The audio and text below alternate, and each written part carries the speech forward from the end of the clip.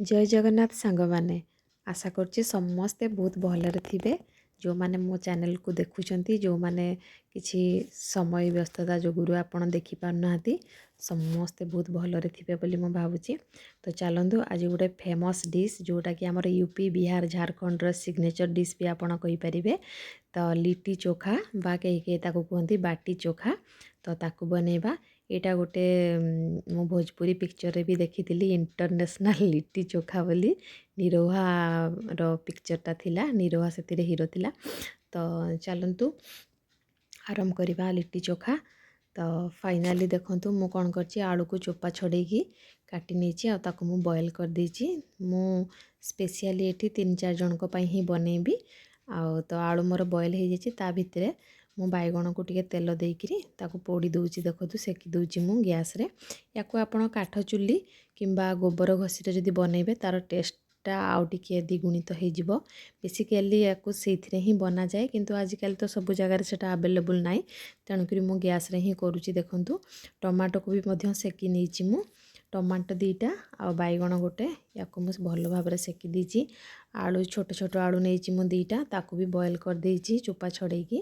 ଆଜ୍ usual ଆପଣ ଚୋପା ସହ ବି ବଏଲ୍ କରିପାରିବେ, କିନ୍ତୁ ମୋତେ ସୁବିଧା ଲାଗିଲା ତେଣୁକି ମୁଁ ତାକୁ ଚୋପା ଛଡ଼େଇକି ବଏଲ୍ କରିନେଇଛି।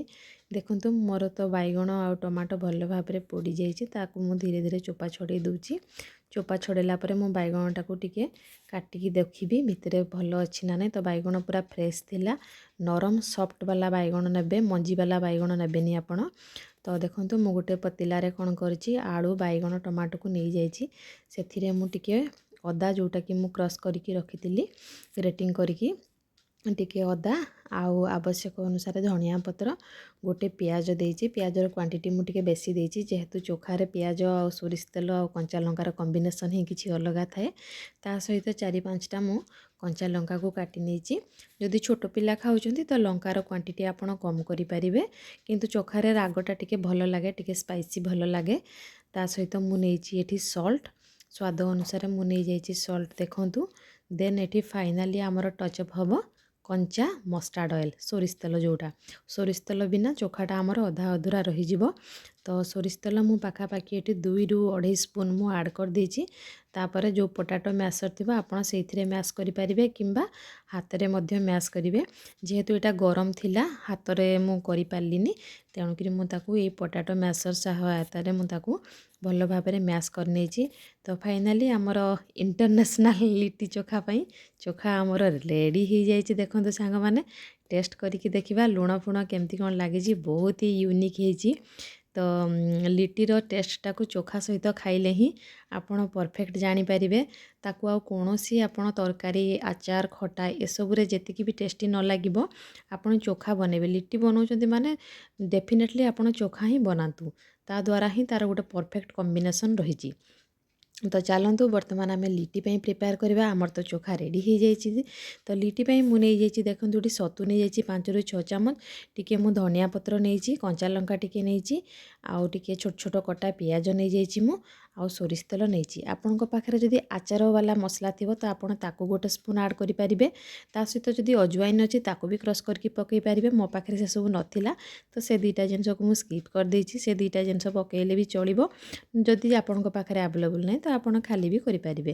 ଆଉ ଫାଇନାଲି ହେଉଛି ଲେମ୍ବୁ। ଟିକେ ଖଟା ଖଟା ନ ଲାଗିଲେ ଏଇଟା ଭଲ ଲାଗିବନି ସତୁଟା, ତେଣୁକରି ମୁଁ ନେଇଯାଇଛି ଫାଳେ ଲେମ୍ବୁ। ସତୁ ଯଦି ଆପଣଙ୍କ ପାଖରେ ରେଡ଼ିମେଡ଼୍ ନାହିଁ ତ ଆପଣ ଚାନା ଥିବ, ଆପଣ ଚାନାକୁ ହାଲକା ଫ୍ରାଏ କରିଦେବେ, ଚୋପା ଛଡ଼େଇକି ତାକୁ ଆପଣ ଗ୍ରାଇଣ୍ଡିଙ୍ଗ କରିକି ସେ ପାଉଡ଼ରକୁ ବି ୟୁଜ୍ କରିପାରିବେ, ବହୁତ ହି ଟେଷ୍ଟି ଲାଗିବ।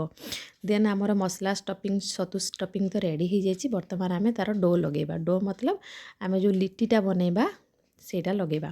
ତ ସେଥିପାଇଁ ମୁଁ ନେଇଯାଇଛି ଏଠି ଅଟା ନେଇଯାଇଛି, ଗହମ ଅଟା ନେଇଯାଇଛି ପାଖାପାଖି 3-4 ବଡ଼ ଚାମଚ ନେଇଯାଇଛି। ସେଥିରେ ସ୍ୱାଦ ଅନୁସାରେ ଲୁଣ ଆଉ ଯେଉଁଟା ଆମର ଖାଇବା ସୋଡ଼ା, ମିଠା ସୋଡ଼ା, ସେଇଠୁ ମୁଁ ନେଇଯାଇଛି 1/2 ଚାମଚ। ଏଇଟା ମୁଁ ଘିଅଟା ଆଡ଼୍ କଲି 1 ସ୍ପୁନ୍। ଘିଅଟା ଟିକେ ବସିଯାଇଛି, ମୁଁ ତାକୁ ଟିକେ ଗରମ କରିବା ପାଇଁ ସେପଟେ ଦେଇଦେଇଛି ଯେହେତୁ ଲିଟିଟାକୁ ଆମେ ଘିଅରେ ଡିପ୍ କରିବା।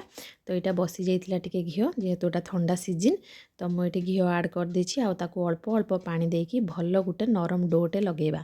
ତ ଦେଖନ୍ତୁ ତାକୁ ପାଖାପାଖି ମୁଁ 10ରୁ 15 ମିନିଟ୍ ଭଲ ଭାବରେ ହାତରେ ତାକୁ ମୁଁ ଗୁଥି ଦେଇଛି। ଆପଣ ଯେତେ ଅଧିକ ଟାଇମ୍ ଅଟାକୁ ଆପଣ ଲଗେଇବେ ସେତେ ଅଟାଟା ନରମ ହେବ।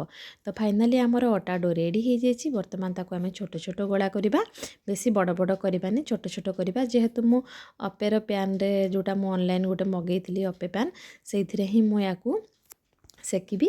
ଯଦି ଆପଣଙ୍କ ପାଖରେ କୌଣସି ପ୍ରକାରର ଜାଲି ଅଛି ତ ଗ୍ୟାସ୍ର ଫ୍ଲେମ୍ଟାକୁ ଆପଣ ଲୋ ଟୁ ମିଡ଼ିୟମ୍ ଫ୍ଲେମ୍ କରିକି ଆପଣ ଜାଲିରେ ମଧ୍ୟ ଏପଟ ସେପଟ ଓଲଟ ପାଲଟ କରିକି ସେକି ପାରିବେ। ନଚେତ ଆପଣ ଯଦି କଡ଼େଇରେ କୌଣସି ହାଲକା ସା ଘିଅ ତଳେ ଆପଣ ଲଗେଇ ଦେଇକି ତା ଉପରେ ମଧ୍ୟ ଲିଟିକୁ ଆପଣ ହାଲକା ଧିମି ଆଞ୍ଚରେ ଆପଣ ସେକି ପାରିବେ। ଆଉ ଯଦି ଆପଣଙ୍କ ପାଖରେ ଅଛି ଗୋଇଠା କିମ୍ବା କାଠ ଫାଟ ଅଛି ତ ସେଥିରେ ଆହୁରି ସୁନ୍ଦର ହେବ। ଯେହେତୁ ସେସବୁ ଆଭେଲେବୁଲ୍ ନାହିଁ ତେଣୁକି ଟିକେ ପରିଶ୍ରମ କରିବାକୁ ପଡ଼ୁଛି, ଟିକେ ମେହନତ। ଆଉ ଭଲ ଜିନିଷ କ୍ଷେତ୍ରରେ ଯଦି ଆମେ ଖାଇବାକୁ ଚାହୁଁଛନ୍ତି ମେହନତ ତ ନିହାତି ଦରକାର, ଏତେ ବି ସହଜ ନୁହଁ। ତ ଫାଇନାଲି ଦେଖନ୍ତୁ ମୁଁ କେମିତିଆ ଭାବରେ ସତୁକୁ ଷ୍ଟପିଂ ଦେଇକି ଗୋଲ ଗୋଲ ଗୋଳା କରିଦେଇଛି। ଗୋଳାକୁ ମୁଁ ହାଲକା ଚେପା ଚେପା କରିକି ତା ଭିତରେ ଯେମିତି ଆମେ ମଣ୍ଡା ପିଠା, ମୋମୋ ଯେମିତି ଆମେ ଷ୍ଟପିଂ ଭରୁଛେ ସେଇ ଟାଇପ୍ର ଭରିକି ମୁଁ ସବୁଯାକ ଗୋଳାକୁ ରେଡ଼ି କରିଦେଇଛି। ଦେଖନ୍ତୁ କେତେ ବଢ଼ିଆ ଭାବରେ ହେଇଯାଇଛି। ତ ଏପଟେ ମୁଁ ପ୍ୟାନ୍ଟା ଗରମ କରିନେଉଛି, ତାକୁ ବେଶୀ ଗରମ ମୁଁ କରିବିନି, ହାଲକା ଗରମ ଥିବ। ତା ଉପରେ ମୁଁ ଟିକେ ଏଇଟା ମୋର ଦେଖନ୍ତୁ ଘିଅଟା ମୁଁ ତାକୁ ଅଲରେଡ଼ି ତରଳେଇକି ମୁଁ ଡବାରେ ପୁରେଇ ଦେଇଛି। ତ ପ୍ରଥମେ ଟିକେ ମୁଁ ଘିଅ ଦେଇଦେଇଛି, ତାପରେ ତାକୁ ଟିକେ ଭଲ ଭାବରେ ଚାରିଆଡ଼େ ସ୍ପ୍ରେଡ଼୍ କରିଦେଇକି ତା ଉପରେ ଲିଟି ଗୁଡ଼ିକୁ ମୁଁ ବହୁତ ଭଲ ଭାବରେ ଦେଖନ୍ତୁ ସଜେଇ ଦେଇଛି। ବର୍ତ୍ତମାନ ତାକୁ ମୁଁ ଘୋଡ଼େଇ ଦେବି ଆଉ ଗ୍ୟାସ୍ର ଫ୍ଲେମ୍କୁ ମୁଁ ଲୋ ଟୁ ମିଡ଼ିୟମ୍ରେ ହିଁ ରଖିବି, ବିଲକୁଲ ବି ହାଇ କରିବେନି ନଚେତ ଜଳିଯିବ ଆଉ ଲିଟିଟା ଆମର ଭଲ ଭାବରେ କୁକ୍ ହେବ ନାହିଁ। ଆମେ ଯେଉଁ ମିଠା ସୋଡ଼ାଟା ପକାଇଛେ ସିଏ ପୁରା ଦେଖିବେ କେତେ ସୁନ୍ଦର ଉପରଟା କୁରକୁରା କରିବ, ଭିତରଟା କେତେ ବଢ଼ିଆ ପୁରା ଜାଲି ଜାଲି କରିବ ଆଉ ବହୁତ ବଢ଼ିଆ ହେବ ସେଇଟା।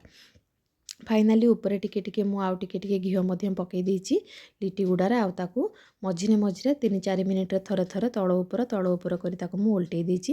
ତ ଦେଖନ୍ତୁ ମୋର ଲିଟି ବନିଯାଇଛି ଆଉ ତା ସହିତ ଚୋଖାର କମ୍ବିନେସନ୍ କେମିତି ଲାଗୁଛି। ଏଇଟା ଆମର ଦେଶୀ ପିଓର ଘିଅ। ତ ଏଥିରେ ବର୍ତ୍ତମାନ ଲିଟି ଗୁଡ଼ିକୁ ଆମେ ଏମିତି ହାଲକା ହାଲକା ଦବେଇକି ତାକୁ ସବୁଯାକ ଲିଟିକୁ ମୁଁ ଘିଅରେ ଡିପ୍ କରିକି ବାହାର କରିବି। ଆପଣ କେମିତି ଜାଣିବେ ଲିଟି ହେଇଗଲା ବୋଲି, ନା ଲିଟିର ଉପର ଗୁଡ଼ାକ ଆପଣ ଦେଖିବେ କ୍ରାକ୍ ଆସିଯାଇଥିବ, ସବୁ ଫାଟି ଫାଟି ଯାଇଥିବ, ତା ଅର୍ଥ ହେଉଛି ଲିଟି ଆମର ପରଫେକ୍ଟ ହେଇଯାଇଛି। ତ ଫାଇନାଲି ଦେଖନ୍ତୁ ମୁଁ ଟେଷ୍ଟ କରିକି ଦେଖୁଛି ସାଙ୍ଗମାନେ କେମିତି ଲାଗୁଛି। ୱାଓ ସାଙ୍ଗମାନେ ବହୁତ ଟେଷ୍ଟି ହେଇଛି ଆଉ ଚୋଖା ବି ପୁରା ବଢ଼ିଆ ହେଇଛି। ମଷ୍ଟାର୍ଡ଼ ଅଏଲ୍ର ତାର ଯେଉଁ କମ୍ବିନେସନ୍ଟା କଞ୍ଚା ଲଙ୍କା ସହିତ ବହୁତ ସୁନ୍ଦର ଆସୁଛି। ଆପଣମାନେ ବି କରନ୍ତୁ, ନିଜେ ଖାଆନ୍ତୁ, ଆପଣ ସାଙ୍ଗମାନଙ୍କ ସହିତ ମଧ୍ୟ ସେୟାର କରନ୍ତୁ। ଘରକୁ ଯଦି କିଏ ବନ୍ଧୁବାନ୍ଧବ, ସାଙ୍ଗ, ଫ୍ରେଣ୍ଡ ସର୍କଲ୍ରୁ କେହି ବି ଯଦି ଆସୁଛନ୍ତି ଆପଣ କରିକି ଥରେ ଖୁଆନ୍ତୁ, ନ ଖାଇଲେ ତ ଜାଣିବେନି। ତ ଖାଇକି ଆପଣ ନିହାତି ଭାବରେ କମେଣ୍ଟ କରନ୍ତୁ କେମିତି କ'ଣ ଲାଗିଲା ଏଇ ପ୍ରୋସେସ୍ରେ ବନେଇକି। ଆଉ ଭଲ ଲାଗିଥିଲେ ଲାଇକ୍ଟେ କରିବେ, ସେୟାର କରିବେ। ଆଉ ଯଦି ଆପଣ ମୋ ଚ୍ୟାନେଲ୍ ନୂଆ ଦେଖୁଛନ୍ତି, ସବସ୍କ୍ରାଇବ୍ କରିନାହାନ୍ତି ତ SM କ୍ୟୁଟ୍ ଷ୍ଟାରକୁ ଟିକେ ସବସ୍କ୍ରାଇବ୍ କରିଦେବେ। ନିଜ ସାଙ୍ଗମାନଙ୍କ ସହିତ ମଧ୍ୟ ମୋ ଚ୍ୟାନେଲ୍ଟିକୁ ଟିକେ ସେୟାର କରିଦେବେ। Thank you.